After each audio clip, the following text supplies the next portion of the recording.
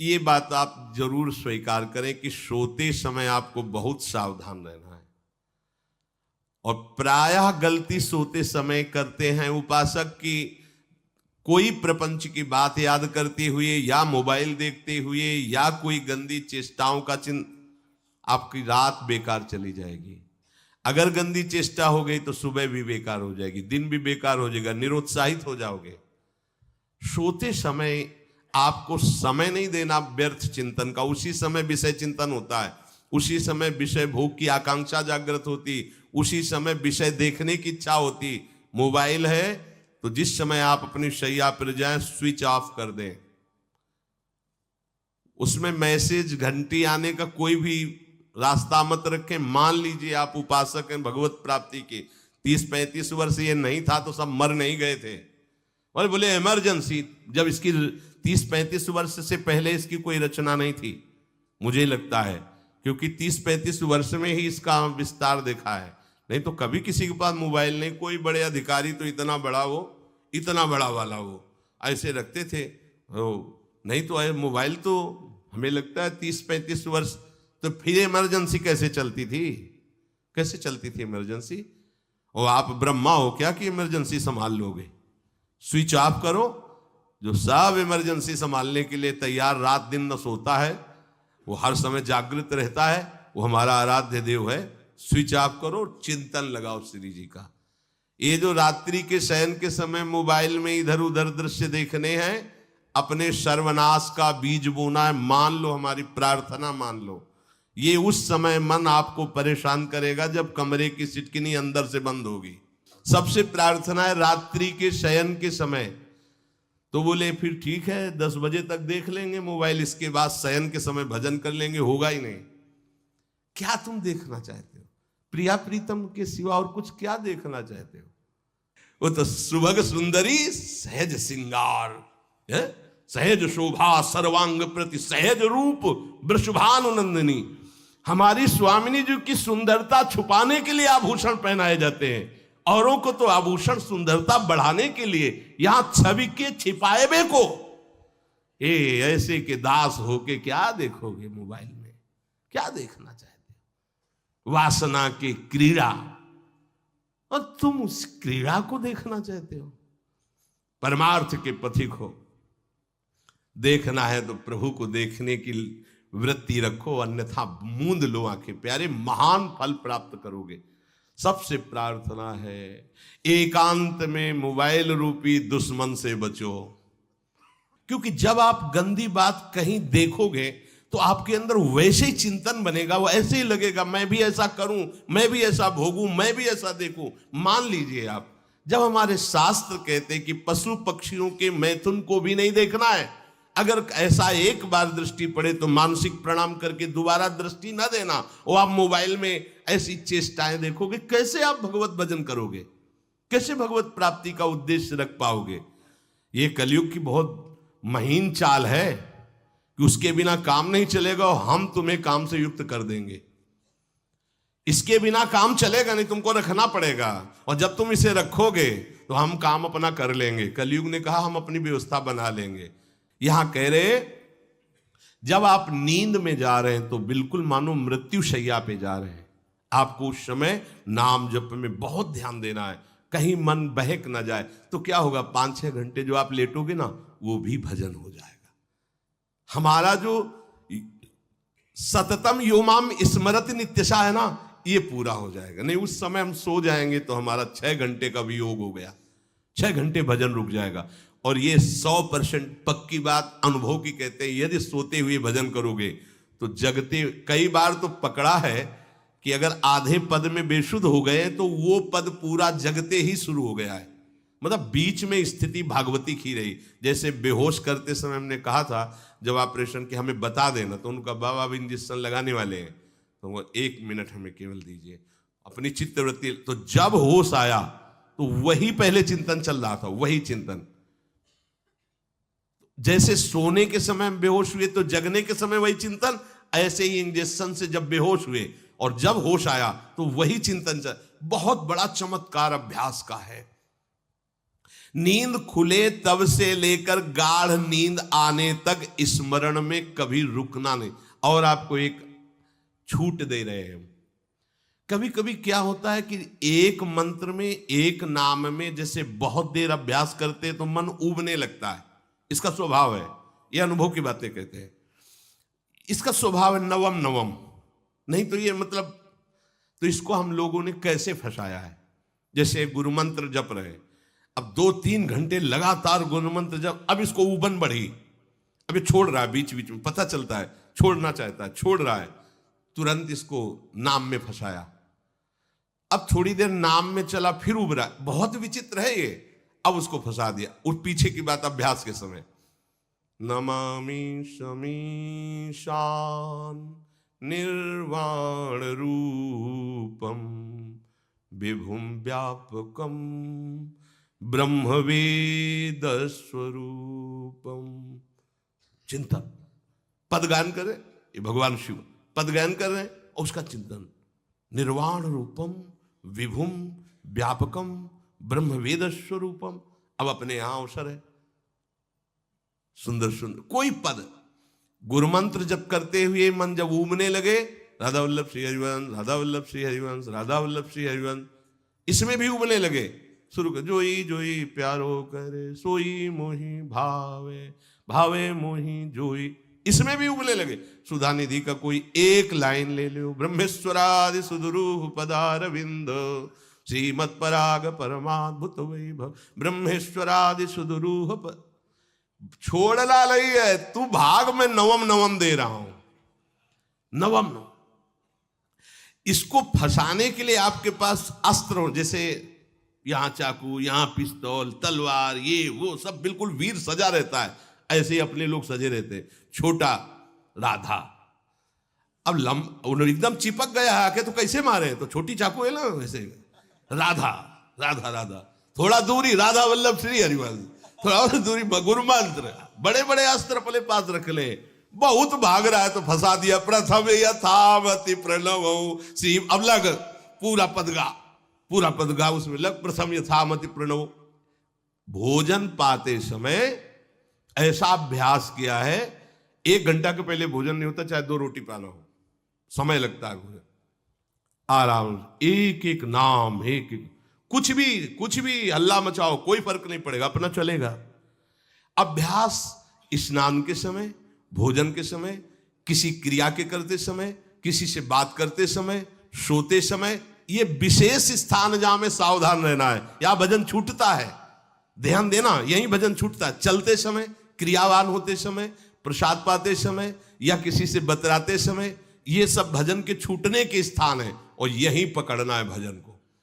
जब आपको बिल्कुल न लगे तो मानसिक सब बंद कर दो और गुनगुनाने लगो, जो धुनी आपको अच्छी लगे उसी में नाम, कोई नाम लेके, संसार का चिंतन न होने पावे, चाहे जो कुछ तुम जहां तुम्हारा मन आवे, गंगावरी गोदावरी, कुछ भी, भागवतिक चिंतन के सिवा संसार के चिंतन न होने पाए। पहले ऐसे अनन्य बनो, फिर बाद में अनन्यता आती, रसना कटो जो अनरट। हाँ भी विषय चिंतन कर रहे हैं, प्रपंच कर रहे हैं, बोले रसना कटो जो अनरटो, और नहीं बोल सकते, प्रपंच बोलेंगे बस, रसना कटो, ये शब्द वहां नहीं आते। पहले हम आपको छूट देते, भक्त चरित्र, भगवान के चरित्र, नाम, कीर्तन, मंत्र, जो भी चाहो, संसार का चिंतन मत होने देना, पहले ये पकड़ो, फिर आगे चल करके जब पवित्र हृदय होगा तब ये निष्ठा आती, रसना कटो जो अन रटो, निरखियन फुटो नयन। मान लो संसार का चिंतन नहीं करने देना है इसको, आप जैसे बने वैसे करो भागवतिक चिंतन, कोई नाम ले लो, कोई मंत्र ले लो, तुम्हें जो प्रिय लगे, हम छूट देते हैं। ये हम नहीं करें कि रसना कटो जो अन रटो, ये बाद की बात है, हमें पहले इसका संसार चिंतन रोकना है। कैसे छूटेगा, कैसे छूटेगा, हमें यह पकड़ना है, नहीं तो निष्ठा की बात। जो हरि नाम जगत त्रिशिरोमणि वंश बिना कबहू, हरिवंश बोलेंगे नहीं, हरि बोलना नहीं है, हरि बोलना नहीं, क्योंकि जो हरि नाम जगत त्रिशिरोमणि वंश बिना, हरिवंश बोलना नहीं है, क्योंकि प्रपंच में रति। तो क्या करो, जो तुम्हें प्रिय लगे पहले उसे पकड़ो, ये हम अंदर की बात करें, प्रवचन की बात नहीं कह रहे। मन को फंसाना है हमें। राम कृष्ण हरि जहां लगे इसको लगाओ, पहले इसको फंसाओ, संसार का चिंतन न होने दे। गीता, भागवत, भक्त चरित्र, कुछ भी कहीं भी इसे फंसाओ, पहले संसार का चिंतन न होने दो, फिर लाओ इसको घुमा के निकुंज वाटिका में। फिर तो भागेगा ही नहीं, फिर नहीं भागेगा। अब सीधे निकुंज वाटिका में किसी महाभाग्यशाली गुरु आश्रित का लगेगा, अन्यथा बहुत प्रपंची मन है। आप आश्रय इधर का लोगे, प्रपंच का चिंतन करोगे, बात बनेगी नहीं। चिंतन छोड़ना है हमें, जैसे बने तैसे संसार का चिंतन छूट जाए तो हम विजय को प्राप्त होंगे। ध्यान दीजिए, इस परमात्म तत्व को वही प्राप्त कर पाता है जिसका राग बीत गया है, खत्म हो गया है, वैराग्यवान।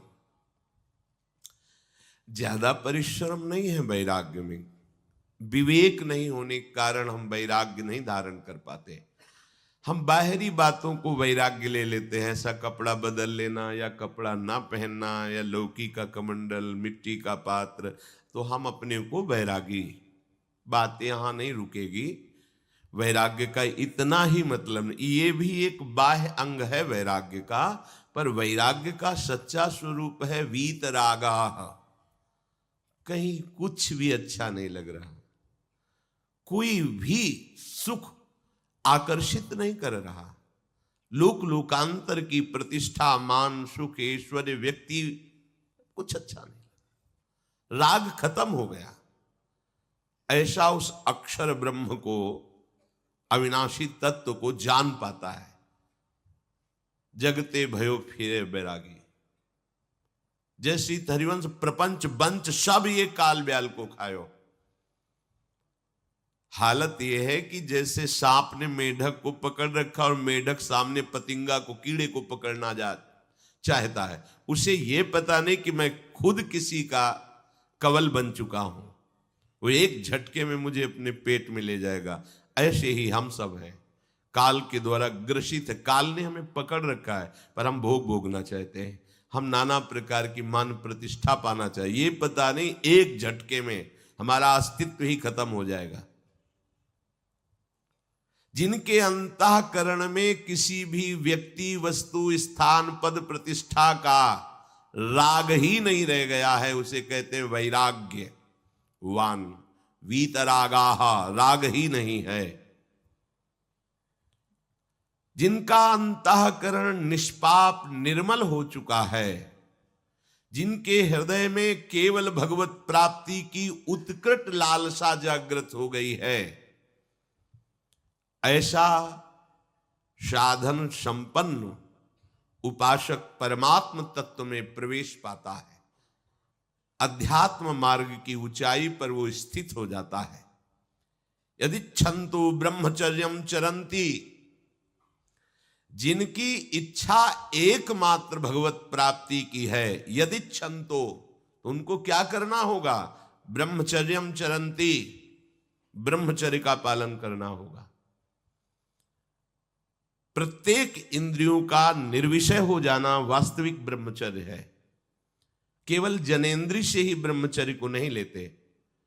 हमारी प्रत्येक इंद्रिय भोगों से रहित होकर भगवत अनुराग में, नेत्र प्रभु को देखना चाहते हैं, त्वगेंद्री प्रभु को स्पर्श करना चाहती है, घ्राणेन्द्री प्रभु के श्री अंग की गंध पाना चाहती है, श्रवणेन्द्री प्रभु के वचन सुनना चाहती है।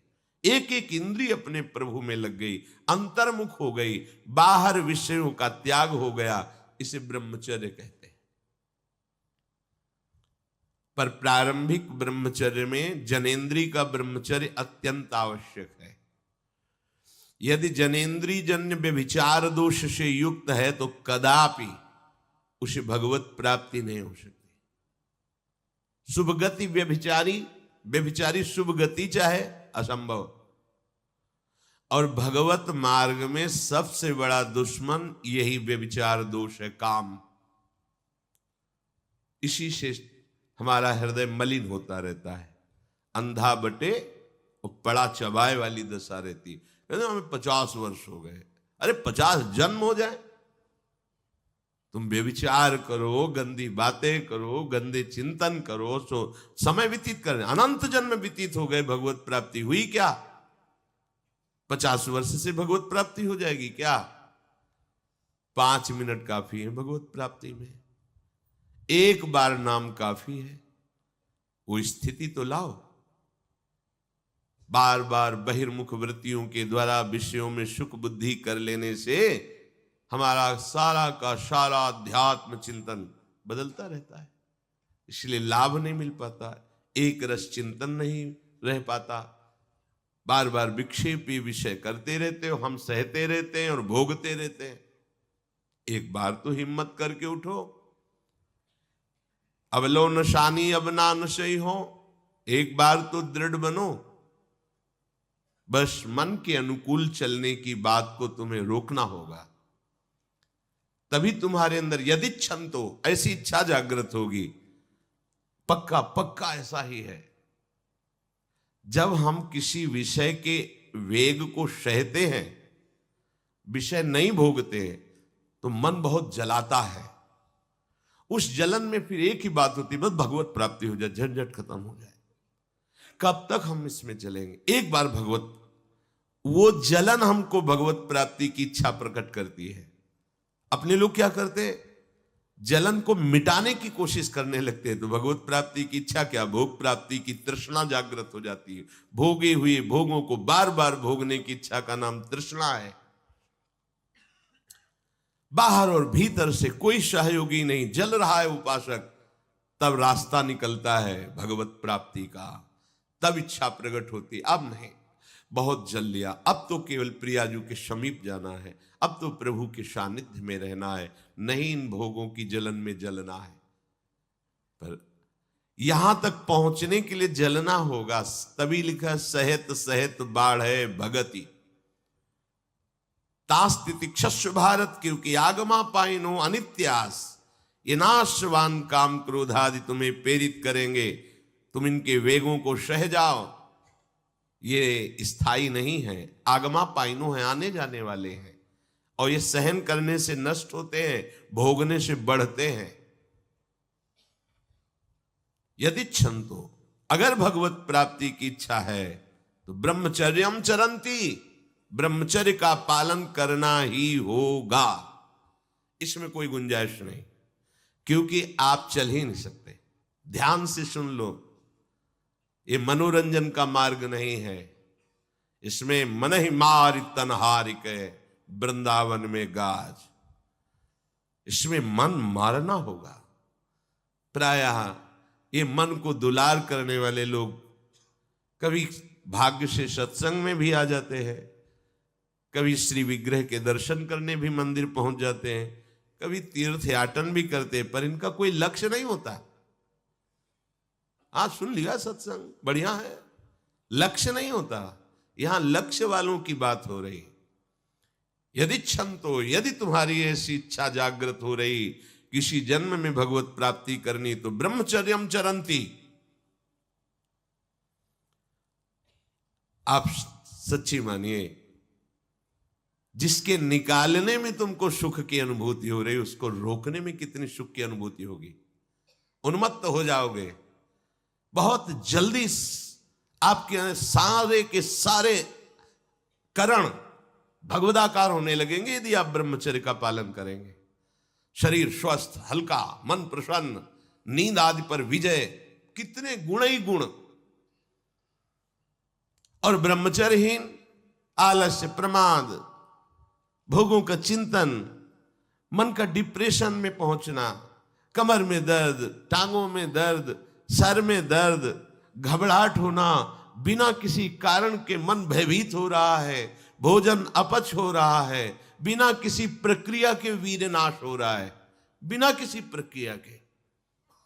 काहे को मृत्यु स्वयं स्वीकार कर रहे हो, ये मृत्यु है। चाहे भगवान दत्तात्रेय जी बोल रहे हैं या भगवान कपिल देव जी बोल रहे हो, जब उपासक को संबोधन करते हैं भगवत प्राप्ति के लिए, तो कहते हैं कि इस भोग वृत्ति को साक्षात मृत्यु रूप देखो, ये मृत्यु है तुम्हारी।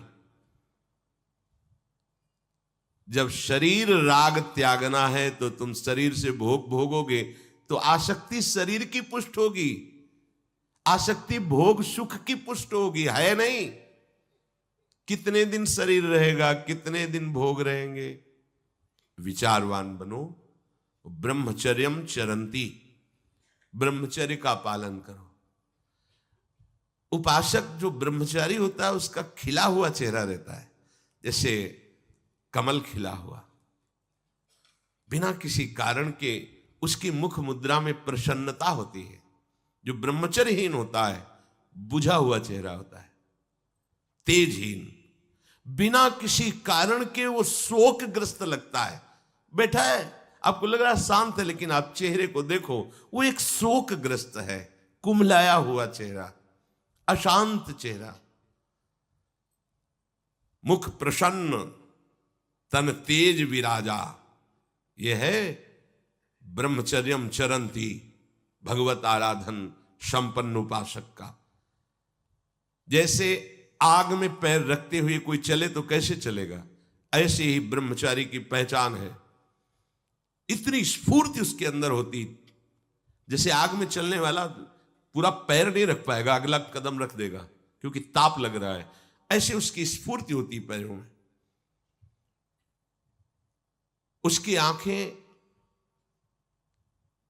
एकाग्र रहती है, चंचलता इधर उधर या बार बार झपकना यह विषयी पुरुष का लक्षण है। बार बार पलक झपकना यह विषयी पुरुष का लक्षण है। इधर उधर ताक झांक, चंचलता, ऐसा बैठे तिनका तोड़ रहा है, पैर हिला, ये सब विषयी पुरुष के लक्षण है। ये तो बिल्कुल साधारण स्पष्ट दिखाई देता है आदमी विषयी है या ब्रह्मचारी, एक सेकंड में लक्षण होते हैं। आपको जब भगवत मार्ग का अवसर मिला है तो गृहस्थ हो, संतान हो गई, ब्रह्मचर्य से रहो। नहीं चाहिए संतान तो भ्रूण हत्या, गर्भ हत्या जैसे महापाप करने की क्या जरूरत है। उसी वीर से संतान उत्पन्न होती है जिसको आप नष्ट कर रहे हो, जिसको आप ऐसे पानी में बहा रहे हो, व्यर्थ फेंक रहे हो, तो उसको भ्रूण हत्या का पाप लग रहा है, तो तुमको पुण्य लग रहा है, वीरपात कर रहे हो तुम्हें भी वही हत्या लग रही है, क्योंकि उसमें वही जीवात्मा है जो मां के गर्भ में जाके बालक रूप धारण कर लेती है, उसको तुम नष्ट कर रहे हो। पर बुद्धि भ्रष्ट हो गई है, समझ में नहीं आता, व्यर्थ में वीरपात करते हो, व्यर्थ में। तुम्हारा भजन बनेगा, तुम अध्यात्म के योगी बनोगे, मजाक है अध्यात्म का मार्ग। होश में हो जाओ, ये मन के दुलार को बंद करो। जब तक इच्छा ही नहीं भगवत प्राप्ति की, तो फिर तुम कैसे भगवत प्राप्ति कर पाओगे। भगवत प्राप्ति की इच्छा कैसे होगी जब तुम्हारी इस तरह से निंदनीय वृत्तियां हैं। इंद्रियों को दुलार कर रहे हो, मन को दुलार कर रहे हो, भगवत प्राप्ति चाहते हो, आचरण नीच और चाहते हो उच्च पदवी।